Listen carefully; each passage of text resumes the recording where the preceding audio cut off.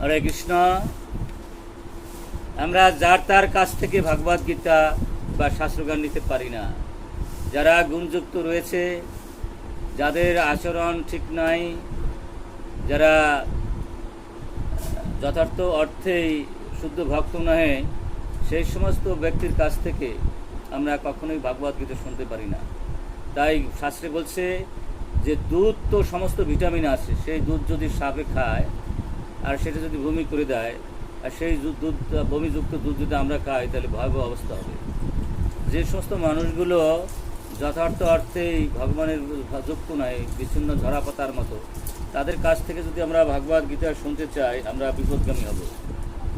বিপদগামী হওয়ার কথা শুনে আমরা বিপদগামী হব। সুতরাং যারা শুদ্ধ ভক্ত, যার 14টি ইন্দ্রিয়, 5টা কর্মেন্দ্র, 5টা জ্ঞানেন্দ্রিয়, মন, চিত্ত ভগবানের সময় যুক্ত রয়েছে,